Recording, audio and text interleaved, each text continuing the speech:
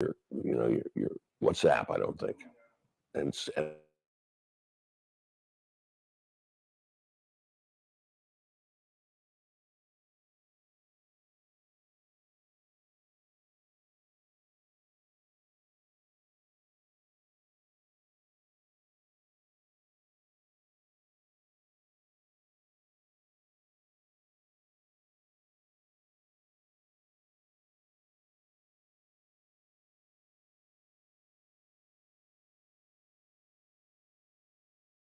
afternoon we have class here tomorrow. But after class, I could go right from here to there. Call them, but I can meet.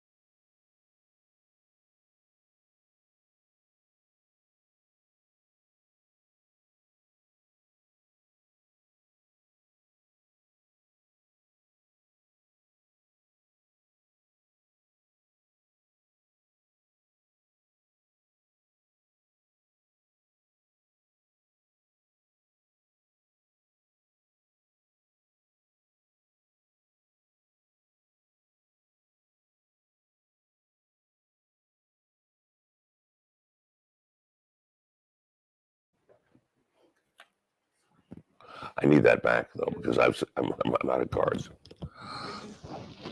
All right.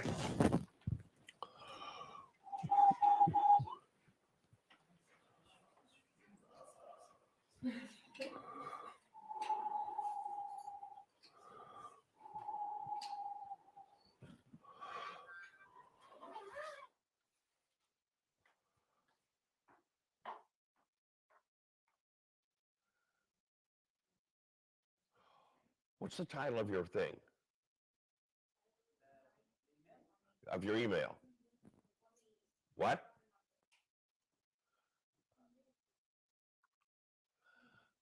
Soundy Safe has a one-pager. Well, you're there. No, I forwarded other emails. What did you forward? La Justice? Yes. Okay. That's the only thing you forwarded, right? No, there's another one. What? Before it, there's another email. I think after it, there's another email. Jesus Christ. Should be above it. It's a workshop story outline. Workshop story outline. Okay.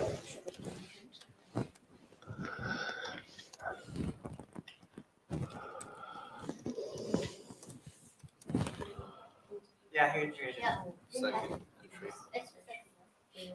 Second entry on the left. Here we are. Yes. Gin baby. Downloading. Fuck this internet. I don't know how you live with this. I'm done. I can't take. Jesus. What are we going to wait a half an hour while it downloads?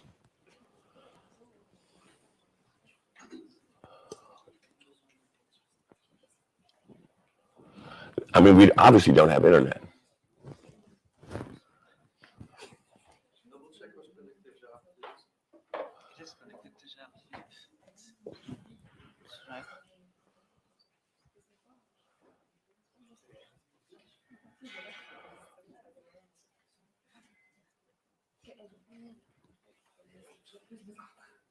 It's a Word file. It's not even heavy. Yeah.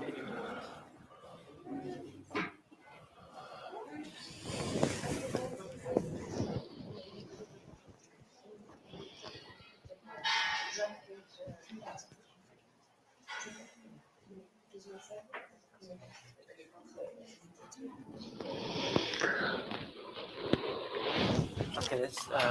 I'll take it from her and bring it to you. No, I want it on the board. Yeah. No, yeah. I'll make sure to send it to you. Hold on. Unable to download the attachment. What the fuck is that?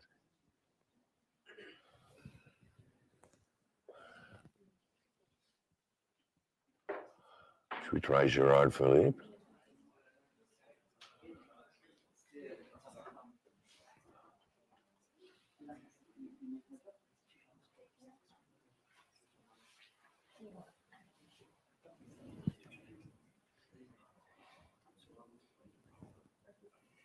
That doesn't do me any good. I have to have it on this laptop. I'll share it from my phone to your PC.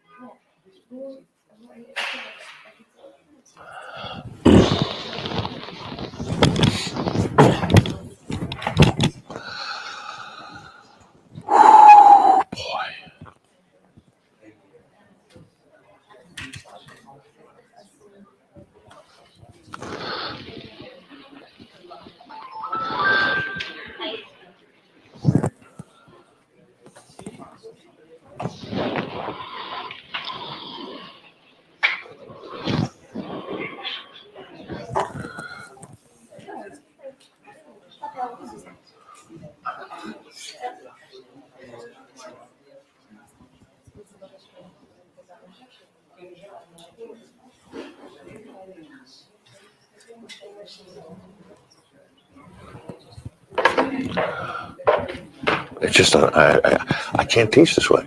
I just can't. I mean, I've got to go to the website. I got to describe things. I can't do it. Sorry.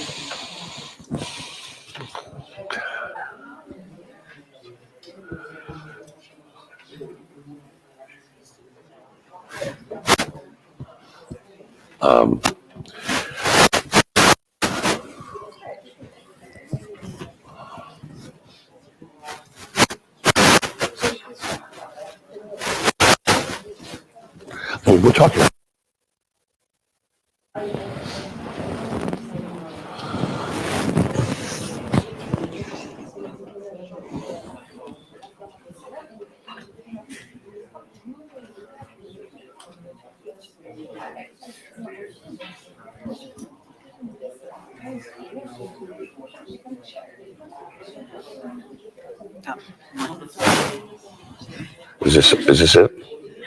Yes.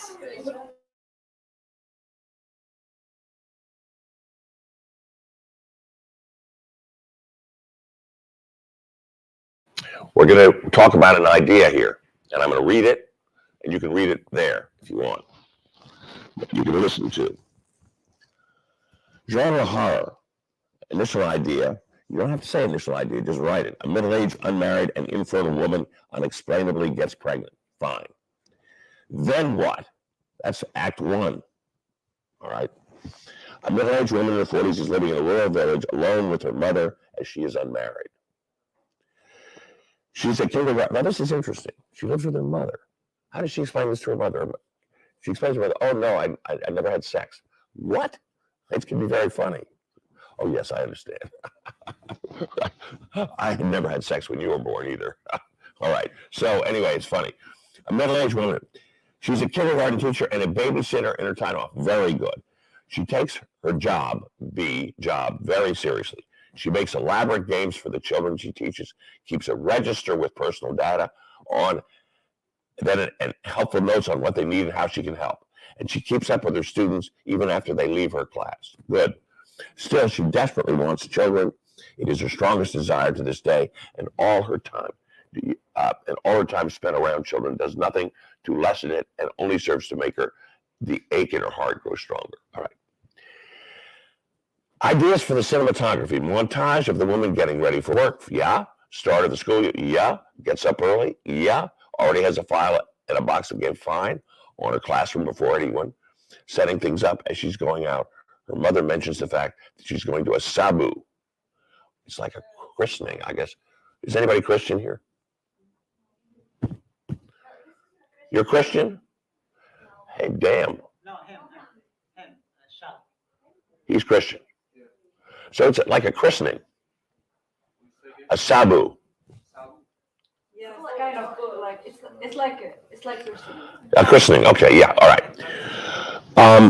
After the school day is over, we see her interacting with children. She looks on longingly as the children leave with their mothers, and a mother comes to pick up her son, who our character seems extra fond of, and the air is heavy between them. As she's locking up her classroom for the day, a coworker says her goodbyes and says she'll see her at the party, and our character smiles, but it's forced. It's too hard to judge these things written this way. Later on during the part, she can barely socialize at the party. She can barely socialize, seemingly distracted and out of it, and asks to see the baby. When the baby is brought out, she hogs its attention, holding him, or whether it's holding him or listening to his babbles. As the women around her look on with pitying glances, and the mother of a student from earlier says a mean comment about how she is childless. Now be sure you don't hit the nail on the head 25 times, right? In other words, I want to see nuance. I want to see different aspects of who, right? All right. Going back home after the party, she is melancholy. She starts to tear up, and she walks. A storm starts to pick up. All right, I like it. All right. Options for the skips. Ellipses. See that? Ellipses. You write that in a treatment, and the teachers go, shit. I could be impressed. All right. Options for ellipses. Okay. 4 or 5 months pregnant and experiencing symptoms, finding out she's pregnant and fighting for it. 4 or 5 months along in the doctor's office receiving the news. Well, first of all, she should receive the news, really. She starts to get sick, gets morning sickness. She goes to the doctor says you're pregnant. There are these different revelations. Then, how's she tell her mother? I mean, it can be very funny. Your mother says, yeah, of course. Yeah, I get it. Mm-hmm. Well, the important thing is you're pregnant. We don't have to worry about it. You were alone in the storm? I mean, it could be very funny. All right. Doctor's office, yeah. The first option is the one I want, so I can explore the horror of the lack of bodily agency to change what affects one body and out of control feeling. Okay? I mean, she probably is sick and she doesn't know why, so she goes to a doctor. The doctor says, you're pregnant. What? And the doctor goes, yeah, She says, but I've never had sex. Yeah, they all say that. You know, they always, I mean, it could be quite funny. And horror movies can have funny things. Actually, in horror movies, sometimes, you know, the laughter, you so need the laughter because you're so terrified a lot of the time. You know, comedy is very effective in horror movies. As is well known, in cases of gin pregnancy, do you mind my asking how you well know in cases of gin pregnancy? Give me a breather. How do you know anything about gin pregnancy? I got the idea that there's been claims of it. Oh. And there's like been facts of the woman that's supposedly pregnant, but her stomach is empty. And she gets like. Okay, well, the birth is non-existent. Now, I don't know, man. I think it maybe should be very existent, very real, kind of a sacred child. Think about Christ. I don't know. Now, they experience a phantom childbirth with none to show for it. I don't know. I think it should be a real person. I don't know. Which is how our character starts obsessing over how to have her child carry over to the human world and gets the idea to have it possess her favorite student's body. Interesting. Maybe she gives birth in a haunting scene alone, and the resultant jinn passes a doll that she carries around babies while looking for them. I'm not sure how this should go. Now, I'm going to send this to my wife, who does scary movies. She did the first scary movie ever done by a woman that made over $100 million. Pet Sematary. Yeah, it was based on a Stephen King novel, who's her buddy. But I'll send it to her. She loved the idea. I told her. She said, really? She said, well, you know, a woman, you know, what do you call it? A barren woman, a woman who can't have children or has not had sex, pregnant. Well, you're right. It's the Christ story. You've got to do some, you know, variation of that. But here's what you got to watch out for. We want to see her world established. We want to see her affection for children and her need. But just be sure you don't hit the same note, say 150 times. Now, at the end of the first act of this, even if it's 5 minutes in or 7 minutes in, even if it's a short, you got to have this storm. I mean, she's blowing around. I mean, I've seen short films about storms that are terrifying. It should be sexual, this storm, in a way. I mean, that's what it is. I mean, you know, I mean, you should consider it that, like, what is she? Does she have clothes on? Could be kind of sexy. Anyway, consider what the options are. But I think a storm is a very good idea. I think the fact that she discovers she's pregnant, you know, she's sick and she doesn't feel well. She goes to the doctor. The doctor, you know, and she has to tell her mother. She hides it from other people. You know, and then when this child is born, I mean, you can do ellipses all over the place in this. Just give her a belly. Boom. 6 months have passed. But I think it's a very, very good idea. But when the child is the end of the movie, sort of when the child is born, is this the first episode of a series? Well, think about it. Isn't it? Well, I think it's fine. I mean, you know, have the child born, maybe in a little stable with a little dog. You know, my wife said, "Be sure there's a donkey, a mule." You know, you can have some fun with this. It's a really good idea. Yeah. I have a question. I don't understand why she's so fixated on the other person's child, like the kid she likes, while she has her own son. Well, in cases like Is he gonna disappear after he's born, or is he gonna? Well, I think she's setting up for this June maybe to possess this person. She possesses the body of the person, of the boy she likes.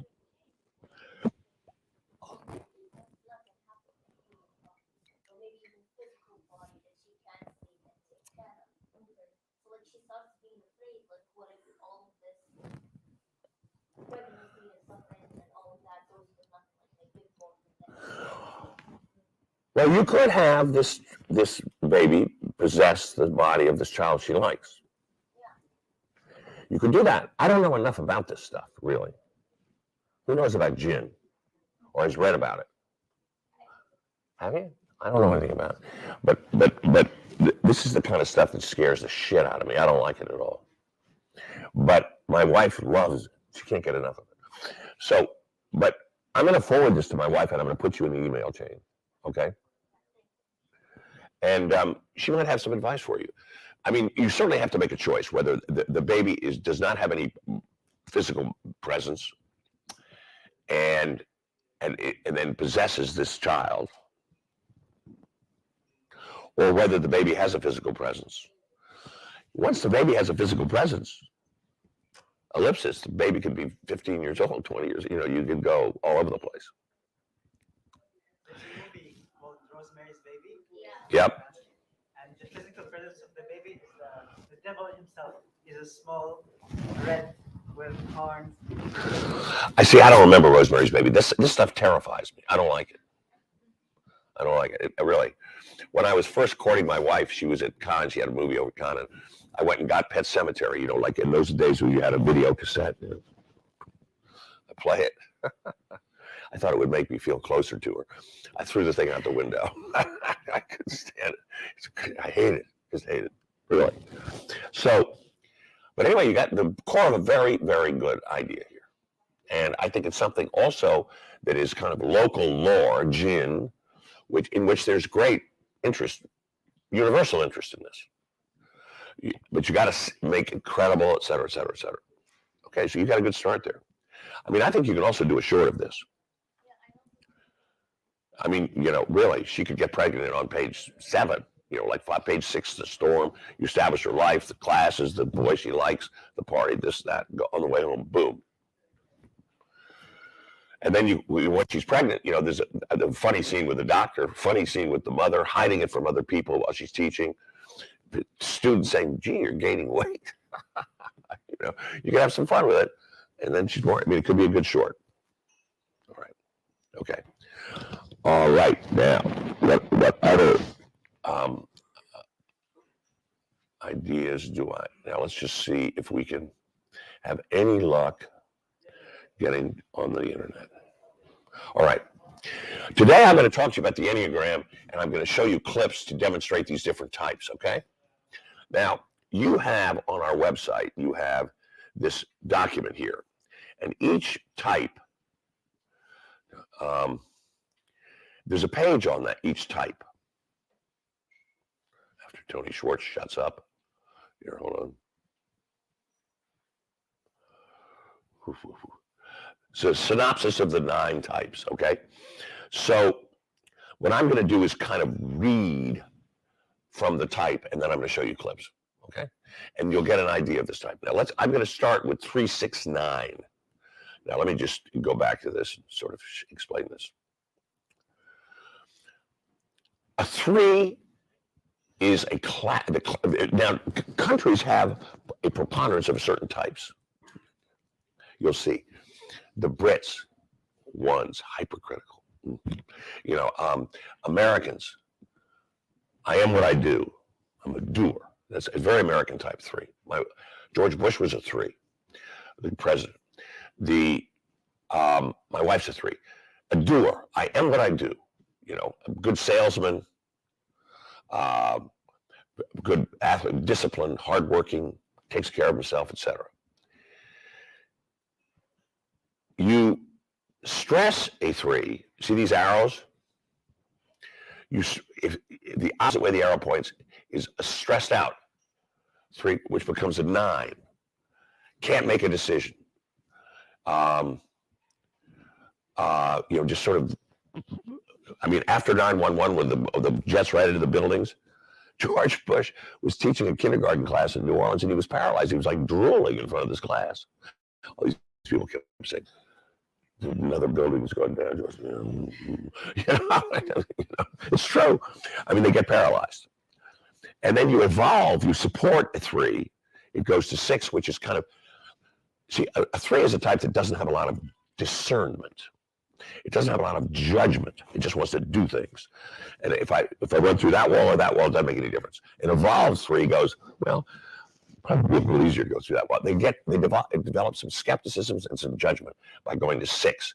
Now, what I'm going to do here is I'm just going to read briefly, Just a paragraph on each type, you get it. Okay. Here's a 3. Winning love through achievement and image, doing things with the family, big family man. High-powered and high-profile at work, sensitive to status. Oh, they like they like all kind of shit, medals, all that stuff. Emanating an impressive facade. Work is the area of interest. Feelings are suspended while the job gets done. They can just plow through stuff. At its best, the performance orientation produces effective leadership as a means of defense. Image is tailored to boastful personal success. Okay, so let's do this. Where are our ideogram? I'm going to put this here, and then I'm going to put this out, and then I'm going to put this away, and the Enneagram goes through here. All right, so we're going to go to a 3. All right, so we're going to see clips of this type. All right, so you get an idea. I love this one clip. Has anyone seen Jerry Maguire? We sell, Jerry. But I watch this. Okay, hold on. How do I spend this? Oh, honey, it's sprung. What did I do to you?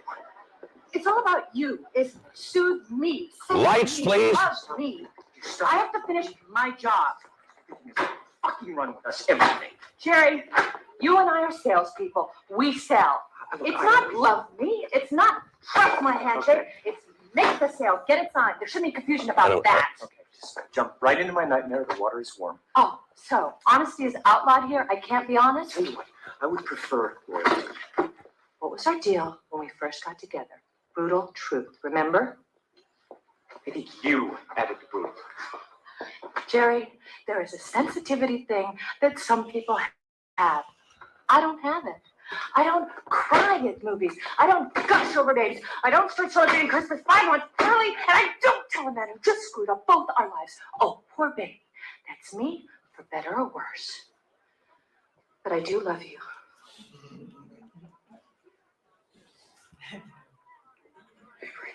Nope. It's over. Didn't hear it. There's something missing here, don't you think? You have never been alone. Listen to me. And you can't be alone. It's over. No one has ever dumped me. I'm not trying to make history here. I did the 23-hour nose route to the top of El Capitan in 18 hours and 23 minutes. I can make this work. No. Oh, Jerry.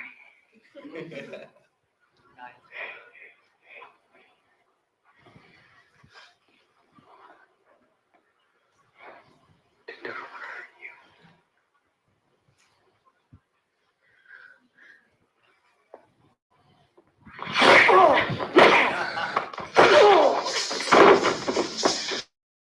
I won't let you hurt me, Jerry.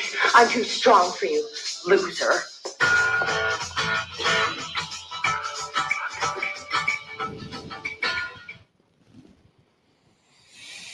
Okay, you get that? Both 3s. Both of them are 3s. Real achievers, okay? All right, here's another 3, okay? If anyone, I invite comments, right? And Tom Cruise, even in real life, is a 3. who? Tom Cruise. Yes, he is. Absolutely, no question. A lot of movie stars. You have to be a movie star. There's a sort of narcissism involved. It's not uncommon for them to be 4s. They're melancholic and woe is me. And it's not, but super achievers, super buffed people tend to be 3s, Yeah. All right, here's another 3. Did you know there are a number of psychics working as licensed brokers on Wall Street? I apologize for the sync issue, but we just have horrible tech problems in this room. And so my friend here has put these clips, and there's some sync issues. There may have been sync issues from the downloads from the website. I don't know, but just put up with it because I'm trying to teach you psychology here, not lip syncing. Okay, good. All right. Some of them counsel their clients by use of tarot cards. They're all pretty successful, even in a bear market, and selling short. I met one of them last week and thought of doing a show around her, the Wayward Witch of Wall Street, something like that. But of course, if her tips were any good, she could wreck the market. So I called her this morning, and asked her how she was on predicting the future. She said she was occasionally prescient. For example, she said, I just had a fleeting vision of you sitting in an office with a craggy middle-aged man with whom you are or will be emotionally involved. And here I am. She does all this with tarot cards? No. This one operates on parapsychology. She has trance-like episodes and feels things in her energy field. I think this lady could be very useful to you, Max. In what way? Well, you put on a news show, and here's somebody who could predict tomorrow's news for you. Her name, aptly enough, is Sybil. Sybil the soothsayer. You could give her 2 minutes of trance at the end of a Howard Beale show, say your once a week Friday, which is suggestively occult, and she could oraculate. Then next week, everyone tunes in to see how good her predictions were. Maybe she could do the weather. Your network news show is going to need some help, Max. If it's going to hold, Beale doesn't do the angry man thing well at all. He's too kvetchy. He's being irascible. We want a prophet, not a curmudgeon. He should do more apocalyptic doom. I think you should take it on a couple of writers to write some Jeremiahs for him. I see you don't fancy my suggestions. Well, you're not serious, are you? Oh, I'm serious. The fact is, I could make your Beale show the highest rated news show in television if you'd let me have a crack at it. What do you mean, have a crack at it? I'd like to program it for you. Develop it. I wouldn't interfere with the actual news itself, but TV is showbiz, Max. And even the news has to have a little showmanship. God, you are serious. I watched your 6 o'clock news today. It's straight tabloid. If you had a minute and a half of that lady riding a bike naked in Central Park, on the other hand, you had less than a minute of hard national and international news. It was all sex, scandal, brutal crime, sports, children with incurable disease, and lost puppies. So I don't think I'll listen to any protestations of high standards of journalism, and you're right down in the street soliciting audiences like the rest of us. Look, all I'm saying is, if you're going to hustle, at least do it right. I'm going to bring this up at tomorrow's network meeting, but I don't like network hassles, and I was hoping that you and I could work this out between us. Now, that's why I'm here. And I was hoping that you were looking for an emotional involvement with a craggy, middle-aged man. Oh, I wouldn't rule that out entirely. All right, Diana. You bring up all your ideas at the meeting tomorrow, because if you don't, I will. I think Howard's making a goddamn fool of himself, and so does everybody that Howard and I know in this industry. It was a fluke. It didn't work. So tomorrow, Howard goes back to the old format, and all of this gutter depravity comes to an end. Okay.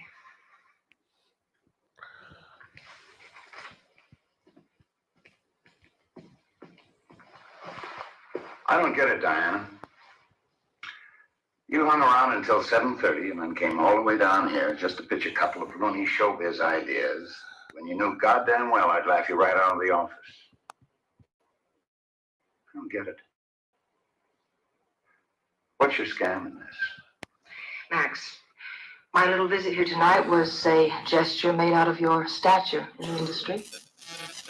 And because I personally admired you since I was a kid majoring in speech at the University of Missouri. But sooner or later, with or without you, I'm going to take over your network news show, and I figured I might as well start tonight. I think I once gave a lecture at the University of Missouri. I was in the audience. I had a terrible schoolgirl crush on you for a couple of months. If we could get back for a moment to that gypsy who predicted all that about emotional involvements in middle-aged men. What are you doing for dinner tonight?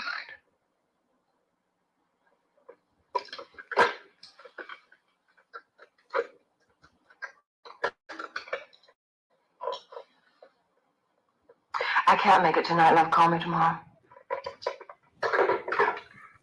You have a favorite restaurant? I eat anything. Son of a bitch, I get a feeling I'm being made. You are.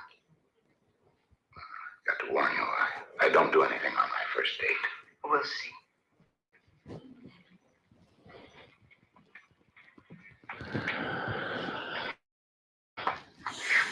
Let me get Okay. What I'll do is I'll contextualize these things because you haven't seen these movies, so it doesn't really make a lot of sense. This is a sort of a bastion of a news organization at a time. This was in the early 70s when news was changing and television was turning into a sort of a tabloid, more of a tabloid thing. And this woman was rather typical of the sort of the new generation of programmers that wanted to shake up television and ultimately did. What am I looking at here? VLC Media Player. What? Okay. I'm not going to play the second one, but this is written by a guy called Paddy Chayefsky. Has anyone ever heard of Paddy Chayefsky? One of the greatest writers living. It's directed by Sidney Lumet. What? It's directed by Sidney Lumet. He said Sidney Lumet directed this. Yes.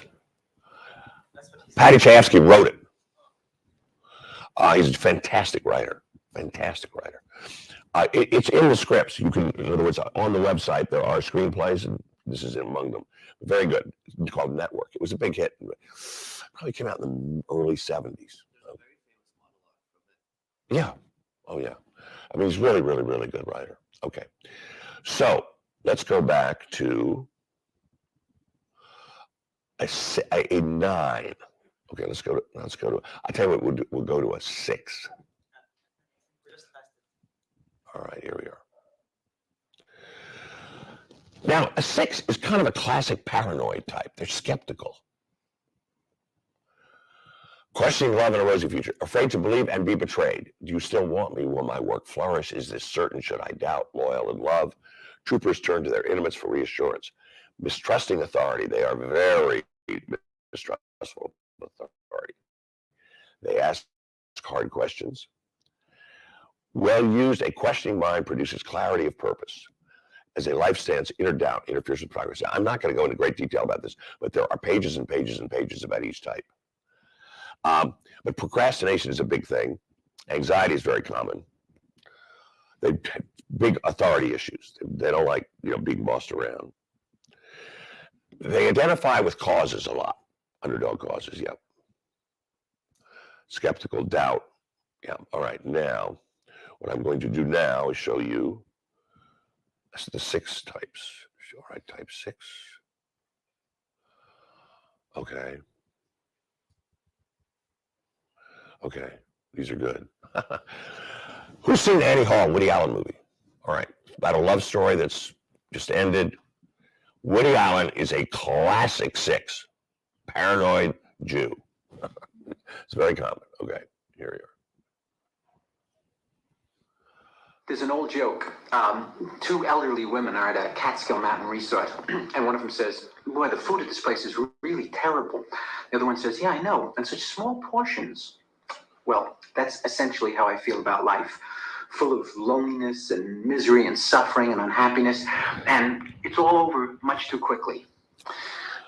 The other important joke for me is one that's usually attributed to Groucho Marx, but I think it appears originally in Freud's Wit and its relation to the unconscious. And it goes like this, I'm paraphrasing. I would never want to belong to any club that would have someone like me for a member. That's the key joke of my adult life in terms of my relationships with women. Lately the strangest things have been going through my mind because I turned 40. And I guess I'm going through a life crisis or something. I don't know. And I'm not worried about aging. I'm not one of those characters, although I'm balding slightly on top. That's about the worst you can say about me. I think I'm going to get better as I get older. I think I'm going to be the balding virile type, as opposed to, say, the distinguished gray, for instance, unless I'm neither of those two. Unless I'm one of those guys with saliva dribbling out of his mouth who wanders into a cafeteria with a shopping bag screaming about socialism. Annie and I broke up, and I still can't get my mind around that. I keep sifting the pieces of the relationship through my mind and examining my life and trying to figure out where did the screw up come, and a year ago we were in love, and it's funny, I'm not a morose type. I'm not a depressive character. I was a reasonably happy kid, I guess. I was brought up in Brooklyn during World War II. Okay. All right. No, I'm fine. Woody Allen's a classic 6. Let me see if I can get another. Who's seen Casablanca? Okay. He's a 6. Very authoritarian. Let me see, which I'll show you here. I'm going to show you. I'm not going to show you all these, but these clips are on the website. So if you use the website, you can. I think you'll like this one. Madame, monsieur. Monsieur.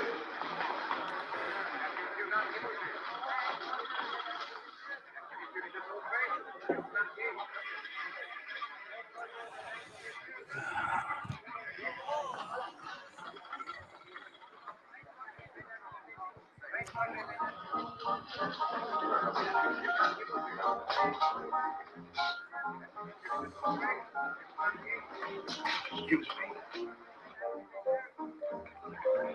I'm sorry, sir. This is a private room. A foreigner, who do you think? I know there is coming there. There is no secret. You dare not kick me out of here. Yes, what's the trouble? So these gentlemen, I haven't been in every family room between Honolulu and Berlin. And if you think I'm going to be kept out of a saloon like this, you're very much mistaken. Excuse me, please. Oh, sorry. Your cash is good at the bar. What? Do you know who I am? I do. You're lucky the bar's open to you. This is outrageous. I shall report it to the Enclave. You know, Rick, watching you just now with the Deutsche Bank, one would think you've been doing this all your life. What makes you think I haven't? Oh, nothing. But when you first came to Casablanca, I thought... You thought what? What right do I have to think?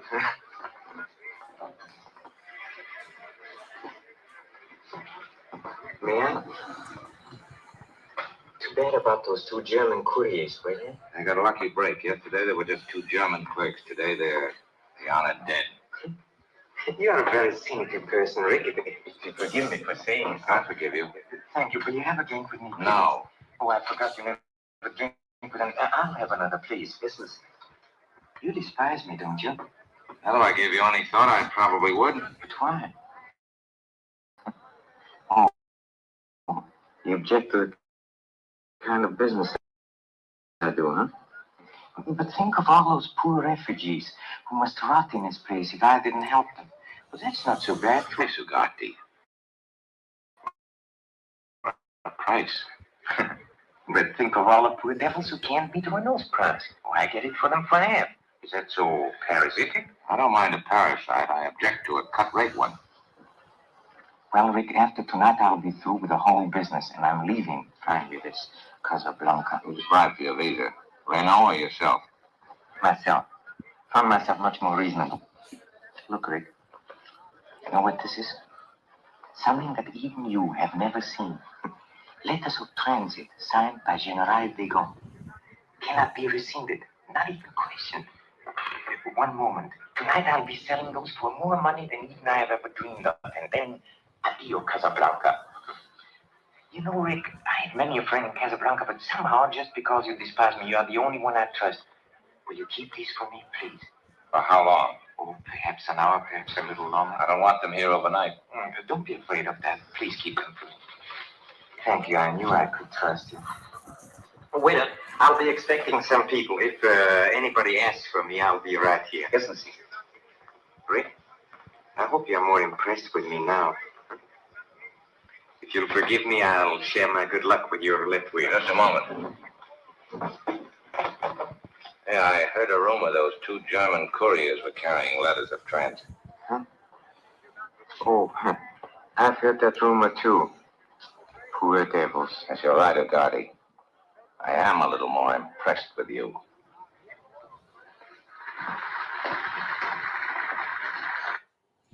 Okay, Bogart is a classic. Rick in Casablanca is a classic 6. Very skeptical, anti-authoritarian. The pompous German comes in and throws him out. But he champions these pathetic little creatures that he decides he likes. He's very loyal. It's a very typical 6. Now, I'm not going to show you another Casablanca. JFK.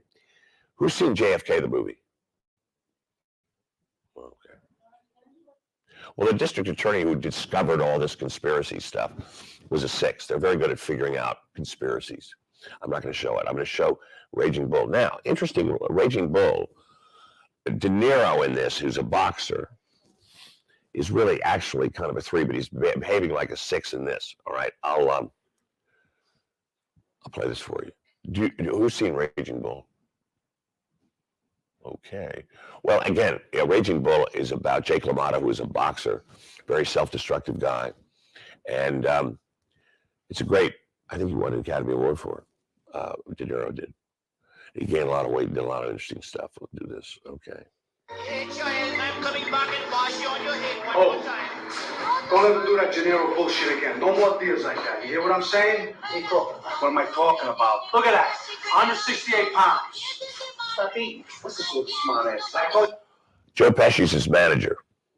I don't want to do it in the first place. Didn't I tell you that? Oh, you didn't say that. You're the one who told me you could get down to 155 pounds. What'd I get it? Would I pull it out of the fucking air? I don't know if I'm going to make it down to 155. I'm not going to make it to 160. And on top of that, you send me for a fight at 155. And if I don't make the 155, I lose $15,000. That's right. Oh, you're supposed to be a manager. You're supposed to know what you're doing. I did just what I wanted to do. That's what I'm worried about. You did. You want a title shot? You want a title shot? What am I? What am I? A circus over here? I asked him. He's got more sense about this. What are you doing? You've been killing yourself for 3 years now, right? There's nobody left for you to fight. Everybody's afraid to fight you. Okay, along comes this kid Gennaro.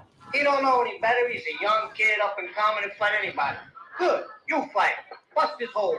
Tear him apart, right? What are you worried about? What's the biggest thing you got to worry about? The weight? About the weight. You worried about the weight? What are we arguing about, boy? I just said the weight. Okay, let's say you lose because of your weight. Are they going to think you're not as tough as you were? You're not the same fighter? Good. They'll match with all those guys that were afraid to match you with before. What happens? You'll kill them. And they got to give you a title shot. Bring me coffee, please. Why? There's nobody else. Nobody's left.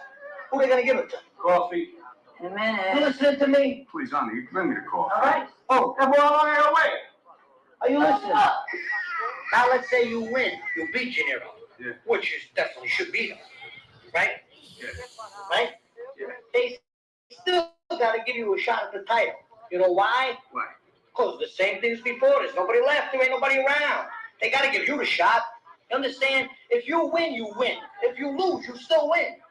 There's no way you can lose. And you do it on your own, just the way you wanted to do it, without any help from anybody.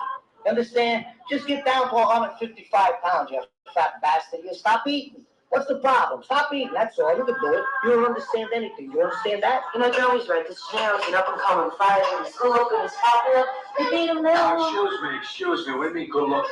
I'm not saying good looking, I'm saying popular. Yeah, what were you to say about good looking? I don't say anything. I'm just telling you, Joey's Hey, right. what do you want, Darby or what? Nothing. Get out of here. Take the baby and get out of here. Everybody, all the sons on a dowry about this. She's coming out. Where's she find out he's good looking first of all? She didn't mean nothing. Who is you? You just start with me now? When people are talking, you don't interrupt. It's none of your business. Especially if it's my brother and his wife. And nothing to do with you. Now get out of here. Go inside. Get it. Take the baby outside. See the grass, see it, okay? Change your diapers. Can you see this? Look, she's gonna cry. She's sick. You'll make her cry. It's gonna make you cry.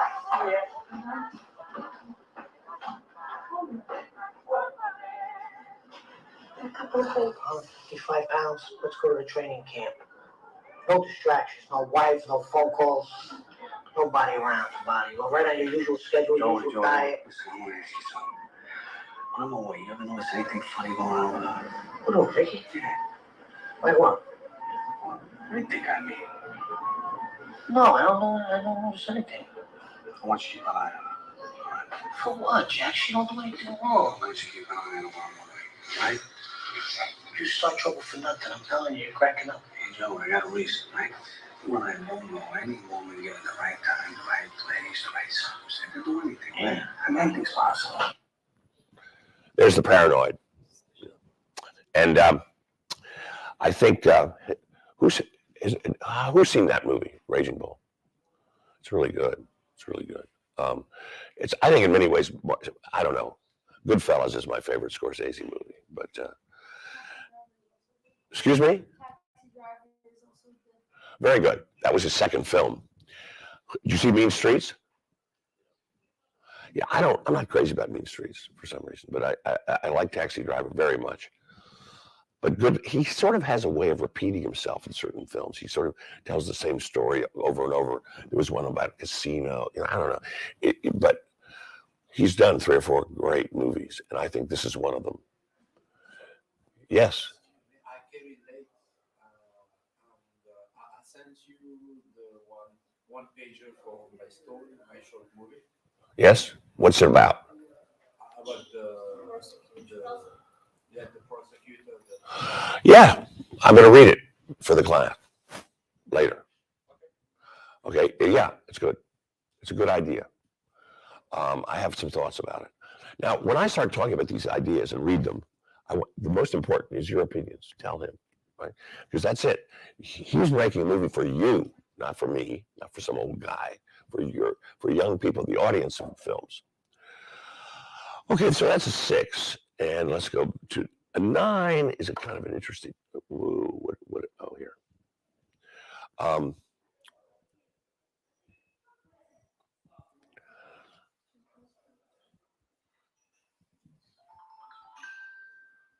right.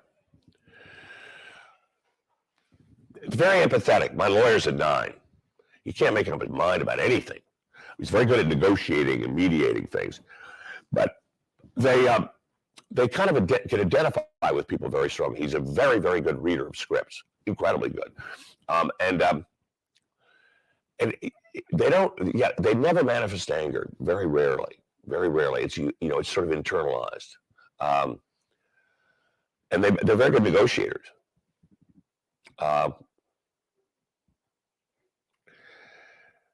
Maybe, possibly, no, yeah. I mean, they're sort of.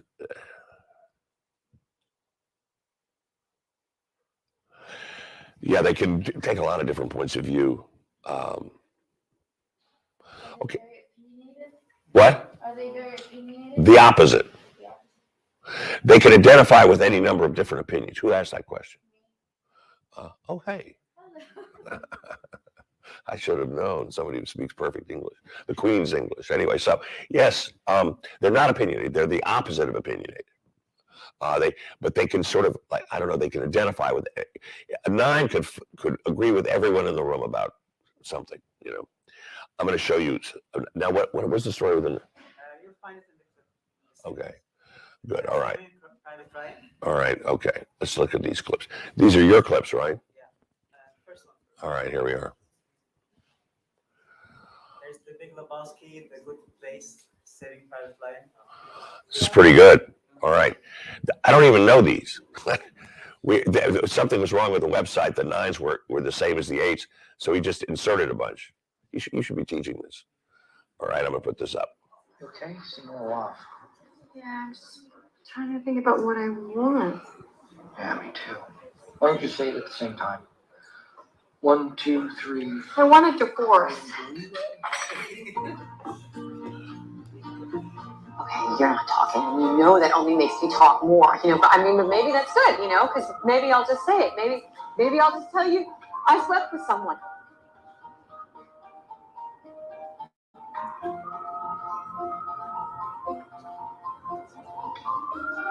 David Lindhagen.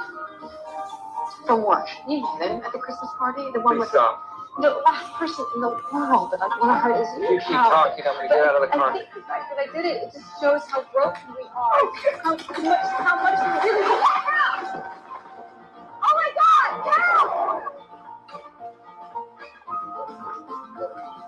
Help! Are you okay? I'll leave tonight. We'll sign whatever you want. Just please stop talking about it.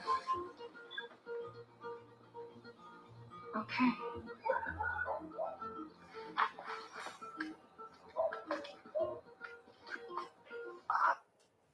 Okay, then. Very good. That's a good clip. So they are people pleasers. Well, they'll get along. They'll identify who asked that question. Okay. Yes, they're people pleasers. That's it, basically they want to avoid conflict. What am I going to do here? The Good Place is a good one because we don't have. If I'm going to show 3 instead of 5, what would you say? The Good Place. You're going to show I'm not sure what will work with Sean, but we should have all our bases covered. Shall we start with the Greeks, or would you prefer the modern? I'm sorry about the sync, but today's a psychology class, and you just have to put up with the shitty, the sound. What? It's not affecting the idea. You understand, without the thinking. 9. Right, exactly. It's okay. Me, terrible. I'm a stressed 7. It's a 7 teaching, hypercritical. Everything's fucked up. It's everybody's fault but mine. That's here we go. British masters. Chidi? I'm sorry. Choices are hard for me when I'm under pressure. I know that, buddy, but we're short of time here. It's kind of important for Eleanor. Right, which is why I can't take this lightly. What if I screw up? Listen, I don't need the Chidi who once had a panic attack during rock, paper, scissors because there were, and I quote, just too many variables. I need the Chidi who stormed in here and told me to stop Eleanor's train without thinking of consequences. Oh boy, now I'm nervous about that decision. Retroactively? I mean, how do you even? I don't know. Is that it? Yeah. Okay, there you go. See the example of the office? It's Pam. Excuse me? It's banned? Pam. Okay. It's a good place, huh? What do you think of another Big Lebowski? Yeah, Who's seen the Big Lebowski? You know, there are kids. I mean, at the American Film Institute, USC, that have seen it 20 times. People go crazy for that movie. I don't understand it, and then I see it and I start laughing like shit. It really grows on you. Jeff Bridges is one hell of an actor, boy. He has a house in Montana. Has anyone seen this series, a limited series called Yellowstone? Boy, it's good. Woo. It's set in this area of Montana called Paradise Valley, just north of Yellowstone. And Jeff has a place there. And when he's not working on movies, he's there, stoned the whole time. Stoned. It's so funny. Guy wandering around bumping into walls. What? It's the same writer who wrote Sicario, right? Yeah. Yellowstone. Yes. Who wrote what? Sicario. Yes. Yeah, it's sort of a romantic Western name. What's his name? I don't remember either. Yeah, he's very good. I mean, it's kind of male stuff, Yellowstone is really, really good. And I know the area that it refers to very specifically, and it's very authentic. It's sort of, here's the problem. He's got children, so each child's progress or lack thereof is one of the sort of subplots of what they do. One is a jealous son, one is sort of the prodigal son that goes off and marries an Indian, et cetera, et cetera, et cetera. But it's sort of, the success or failure of the subplots depends on if you like the character or not.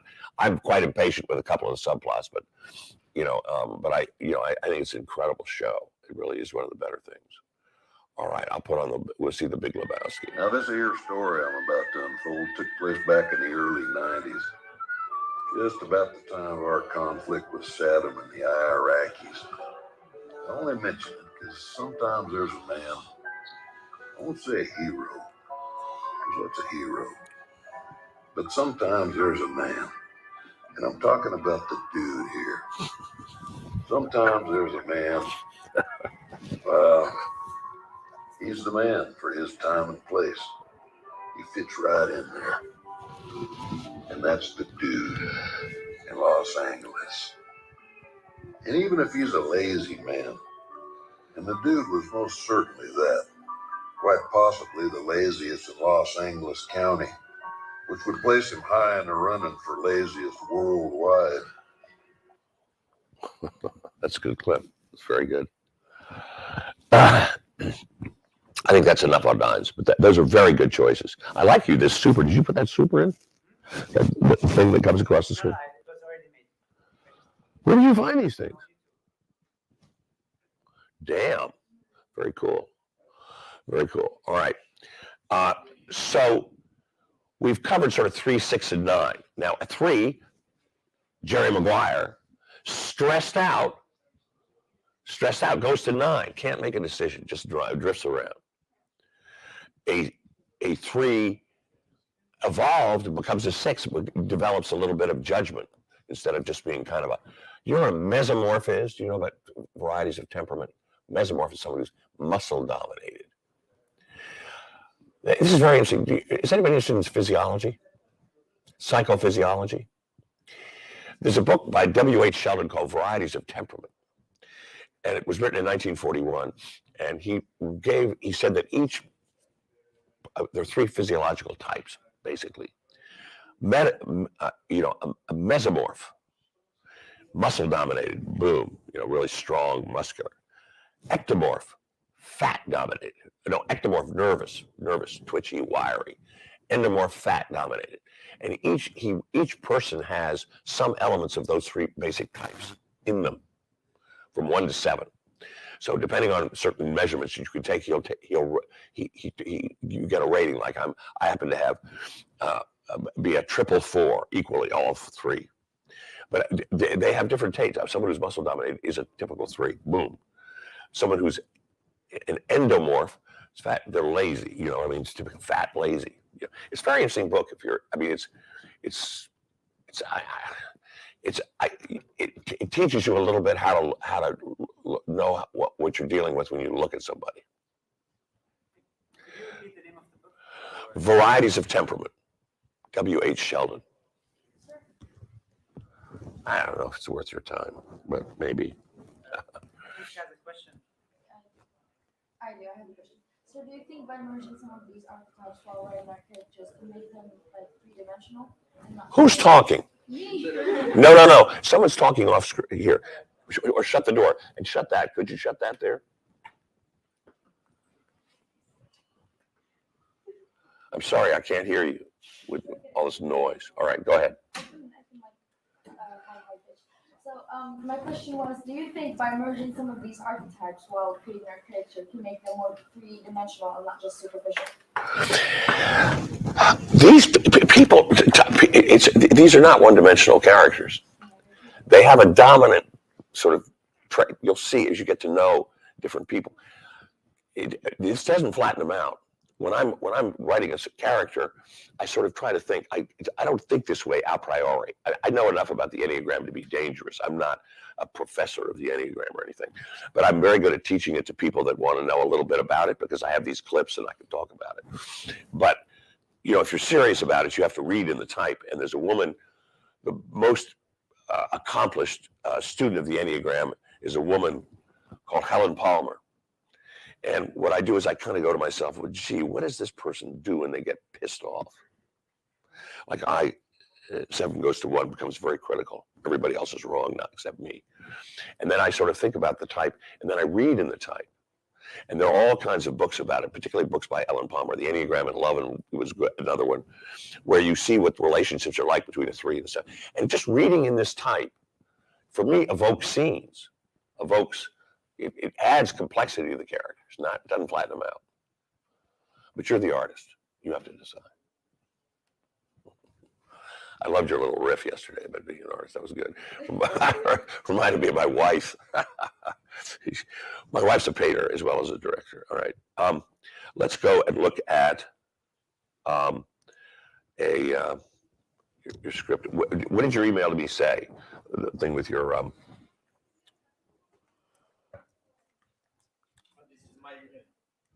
What?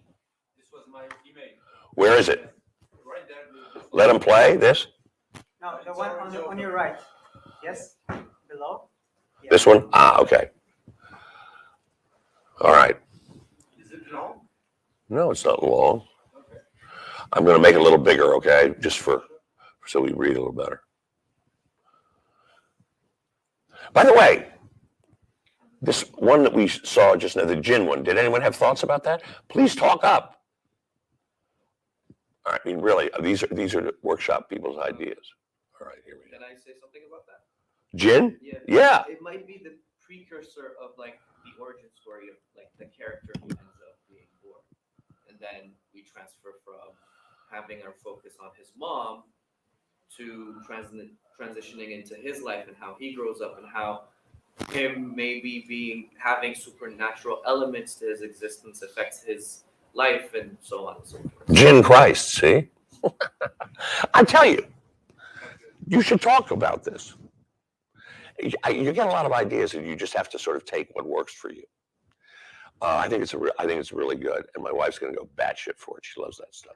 Jesus. All right. Okay, here we go. I'm going to read. You can read it off the screen if you want, or just listen to me. What it is. The prosecutor enters his office and receives two presumed accused people, a man and a woman that were caught by their janitor in the same house. The prosecutor hears their alibis and first makes them believe he will be forgiving, but he makes them sign and sends them to their respective cells. In other words, they get jail terms, right? Is that right? Well, they're first in the cell, then they see an actual judge, then they have their jail term. So two people who live in the same apartment that aren't married. They weren't living together. They happened to be in the same apartment at the same moment. So what kind of a prison sentence do you get for that? Maybe a year. Shit. Well, you guys live in a tough situation here. I mean, seriously, what do you do when you're going out with somebody? I mean, it's okay in a car, but not in an apartment or what?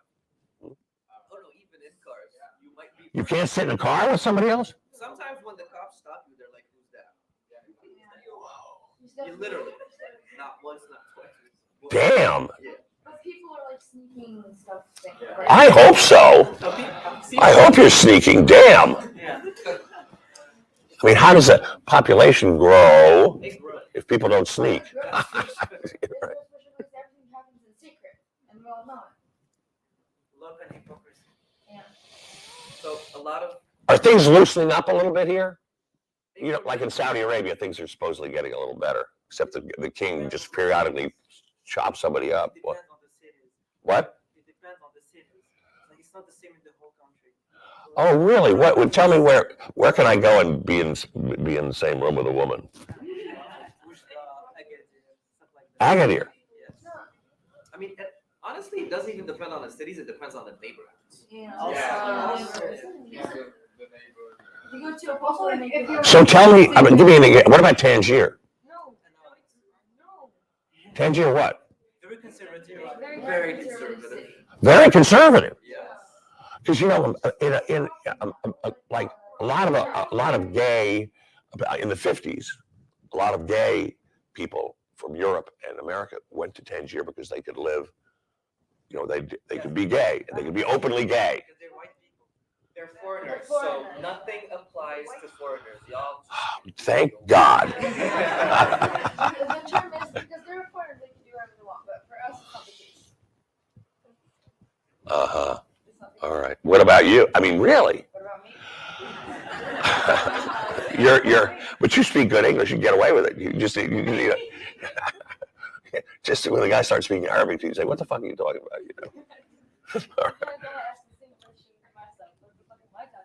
All right. All right. Now. Okay. Respective cells. Meanwhile, 3 people are being taken to the prosecutor's office by guards. 2 of them are revealed to be the prosecutor's sons and try to escape by paying their way out. The guard realizes they are his sons and that he can't objectively judge them, so he takes them out while the 3rd accusee is taken to the prosecutor's office. That's where I have an issue. I'm not sure about how to articulate this part of the story. I have an issue with it too. You know, it's not clear what the hell's going on. You know, I mean, I think basically what you want to do in a story like this is a pretty good short, actually. Could be. It could be a feature, of course. I mean, essentially, the story is here's a guy who's a hard-ass, you know, kick-ass motherfucker, puts people in jail, very conservative, da-da-da-da-da. And then his son, who might be a rebel, who hates his father, who has different political beliefs, or could be the son he loves more than anything. Don't know. But who's, you know, is prosecuted for something. Does the son consciously disobey his father? Does he consciously disobey the law? These are the questions I'm asking that you need to answer. But it's pretty easy to establish this guy as a hard-ass conservative judge. You don't have to do too much. He does his sons and he thinks they are just like him and they are perfect. Well, to me, it's sort of a father-son. I see it as one son. It gets too complicated with too many sons, but that's all. This is here. That's kind of already done, though. That's my thinking. I'm just going to say, but go here. That was kind of already done. There's a show on Showtime called The Judge that did that, basically. So it's going to be rehashing the same thing. Granted, different circumstances. Hey, I haven't seen it. He's seen everything. But it's very good. What you should do is be sure before you write this that you see this, so that you can not repeat yourself. All right. Yep. Back to the prosecutor's office. He is flaunting his son's greatness. TV show. I continue. Back to the prosecutor's office, he is flaunting his son's greatness and how they will never be in this place. He then receives the gang member. The officer tells him his charges, and just by looking at him, the prosecutor sends him to his cell. When you say send him to his cell, sentences him. That's a word. Sentence. You give somebody a sentence, okay? A man enters with a smile, accusee 2. The prosecutor recognizes him and greets him warmly and guesses they got him again for alcohol-related charges. Oh, I guess. So this guy's, it's okay to drink. No, we're going to know why he greets him warmly later. All right, okay.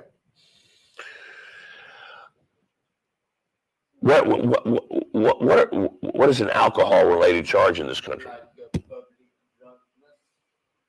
Boy, I would have been guilty last night. Shit. Ooh. Not drunk, but, not sober either. But anyway, go ahead. Okay, let's keep going. Meanwhile, the sons are received by the police commissioner. He assures them the problem will be solved and tells the guards to take them to an undisclosed location. The commissioner calls the prosecutor and greets him. Back to the prosecutor, he replies on the phone and tells him all is fine. The commissioner asks him if he received the gang criminal, to which the prosecutor agrees and tells him he sent him expeditiously to jail, to his cell. The commissioner reveals him that his sons were commanding the gang and they were received to his office instead. The prosecutor starts to panic. While they were talking, the accusee lends him a stack of money. The prosecutor tells him to wait. I'm confused. I'm not sure that bribery is okay to be part of this. But my idea about this judge is that he doesn't give a shit about bribery. He's a hard ass. He's going to just, he'll take the money and send you to jail. I don't know. But I mean, what I see here is a sort of father-son thing. Now, whether the son is his favorite son who did something mistakenly wrong, I don't know. That's sort of, that's a little too easy. But if it's a son who's a rebel, who's taken his own way, do you know the expression reaction formation? Do you know what that means? You must know what that means. You don't know? Shit, nobody knows that. All right. Reaction formation is a child grows up to develop traits that are the opposite of his father. Reaction formation. My son, not necessarily the black sheep. They just, you either identify with your father as a son, or you form your identity in reaction to your father. It's usually a combination of these things. But I'll give you an example. My son, oh God, I say he's a more evolved form of the species. I mean, he's really cool. He's a lawyer. He's my son. He's a lawyer. I mean, he's very, very meticulous, very precise, very disciplined. But like, for example, when he was growing up, I played a lot of sports, very serious about sports. I was, tennis, hot foot, all these sports. By the time he was born, I was in my mid-40s, and he never really played sports. But part of the reason he didn't play sports was I was good at sports, and he wanted to do something else he was good at. He didn't want to be competing with me. That's reaction formation. He could direct movies with his left hand. He's very talented. Lawyer. Reaction formation. So just keep that in mind as you form these characters. That whatever this judge is, does this son identify with his father? Or I think reaction formation is a better way to think of the character. Someone who's reacted to the way his father is. So in that case, should he receive his own son. He should smoke hash, be a hippie, Yeah, yeah. go up in the mountains, be a musician. I don't know. Have some fun. Then should we confront him directly with his father? Yeah. I think the thing is, I mean, to me, do you know what a morality play is? A morality play is something where, has anyone seen this Danish film called Drunk or One More? Very good. A morality play is something that says, it has a message that if you're not moral, you will pay the price. A morality play. So if this were a morality play, I love my son, but he did wrong, so he's going to jail. That's a morality play. Now, you could do that. Bribery, I don't know. I mean, I don't know. Let's just, all right. Now, the commissioner asks if he's received a gang criminal, to which the prosecutor agrees and tells him he sent him expeditiously to his cell. The commissioner reveals him that his sons were commanding the gang and that they were received to his office. Instead, the prosecutor starts to panic. While they were talking, the accusee lends him a stack of money. The prosecutor tells him to wait. The commissioner tells him to meet him at his office and to fix the situation. The prosecutor takes his suitcase in a hurry, then takes the money that was lent him by the accusee, tells him he is free, then goes to the commissioner's office. I'm confused. I don't understand who the commissioner is and who the accusee is, the judge. I'm confused because I don't understand the system here. But to me, what I'm interested in is the relationship between the son and the father. And the father, in America, the father would be a character who's called a judge. All right. The prosecutor enters the office and asks the commissioner where are sons, to which he replies they are in a cell with their accomplices. He then questions him how he didn't notice his son's name and then assures him they can find an agreement. The prosecutor understands he's talking about money. He gives him a stack that he received from the accusee and then cuts the prosecutor behind bars. His cell is being closed. What does that mean? The prosecutor's now getting in jail? Yeah. Ooh, all right. So it's a story of irony. The prosecutor screams this is unjust, to which the first accusee, which is in his cell, points out the irony. He then sees the gang member that says to his sons they couldn't even be saved by their dad. The prosecutor screams that he is innocent. I think there's something left. I don't. So this guy takes money and is arrested. He accepts a bribe and he's arrested. But if he loves his son, he doesn't need money to get his sons out of trouble. Yeah. It makes it a little more sort of like murky. I mean, I don't know. What do you all think about this story? Anyhow. Miss America, do you have opinions there? Well, I was confused in some of the parts, but I think the main character here is the prosecutor. I want to know more about how you want to create and what. I want to get into his mind. What is the prosecutor as a person for you? How do you want to write him? Just like Mr. Jerome said, like a very conservative type, very orderly. That's very good. See, here's another thing we need to know, which is an embellishment of your thing. We have to know what the stakes are. Stakes, like what are the consequences for this guy's life and for this boy's life if this guy goes to jail? Is he about to get married? Or do we learn early on that he's about to get married? Married. The son. Yeah. Maybe he's about to get married to somebody that's a minister or something important that's going to be cool for the family. And then he's arrested. In other words, stakes. You want to become aware of the fact that the stakes are raising. That what are the consequences of this? One of the lessons of this Egri, this guy who wrote The Art of Dramatic Writing, is raising stakes, mounting action. In other words, we learn as we go along that the stakes are higher than we thought, or getting higher than we thought. raising stakes. The stakes, in other words, what is at risk? This marriage to this minister's son that would be a big thing, good for the family or something, whatever it is. I think does the son still live at home? I don't know, you have to think about these things. And also, what's his life like? He probably is terrible to his wife, I have to imagine. Maybe you should get out more about the prosecutor, and you should like focus on the other characters and how they see the prosecutor, so he can like develop. Yeah, I mean, I see it as largely a father-son story, really, and all these other elements of different people that work for him and all. I just don't know how the justice system works here, so I can't give you good advice about it. I would recommend that you get permission to sort of hang out in a court a little bit so you can see how it works. You what? My uncle is a lawyer. Oh, good. You should talk to. Have you talked to him about this? I've talked to him once about it. Maybe I could talk to him again. Well, I mean, the more you know about what you're writing about, the better it is. You cannot ever write about something that you're not, to some extent, an expert about. You have to become one if you're not. Any other thoughts about this? Yes. Just more of a comment, really. There's too much going on here. You have to focus on one thing. There's the first thing you're doing, like illicit relationships, illegal relationships. Like, relationships we consider illegal.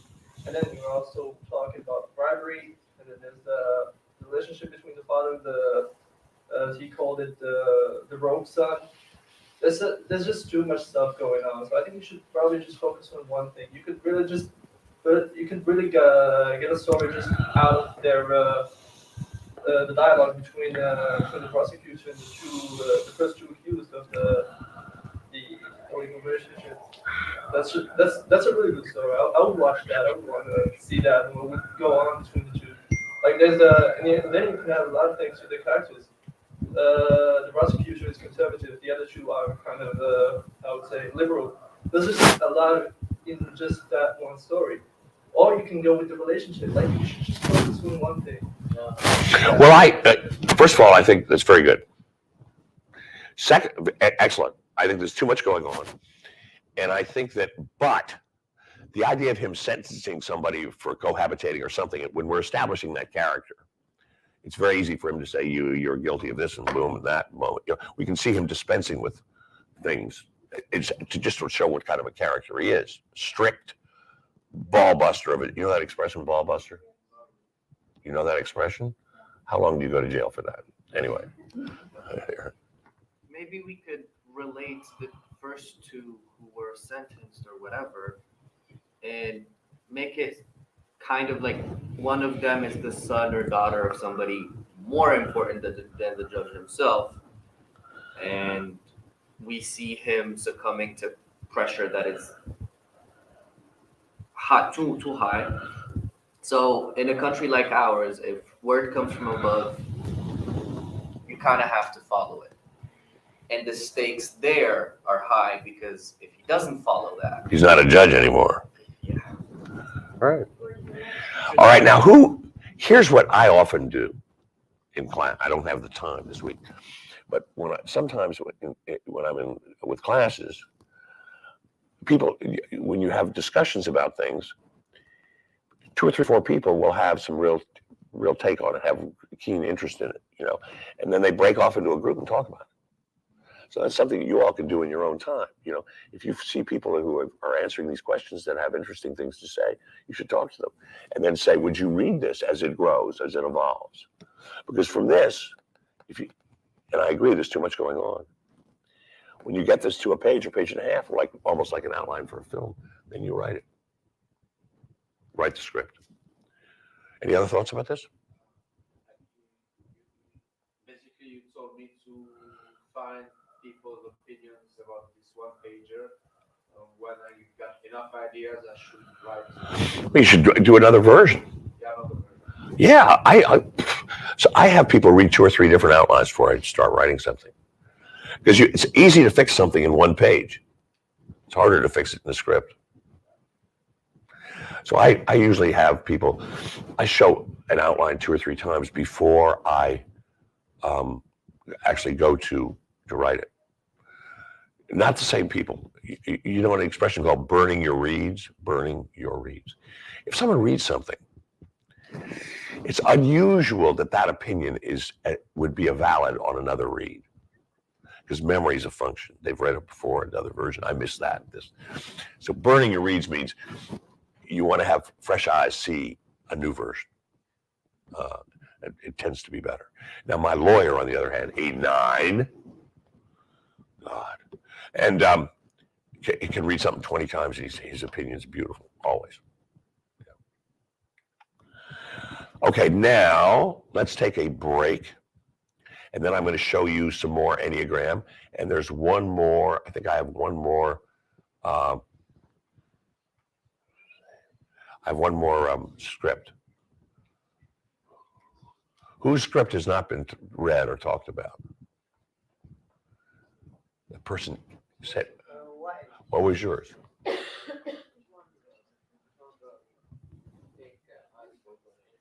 What? What did he say? Fake high school girls. You mean fake personality? That's good. Yeah, we'll read that. I liked it. I liked it very much. I mean, I think the computer's a little contrived. We'll read it after the break. We'll read it. What does your email say? What? His email is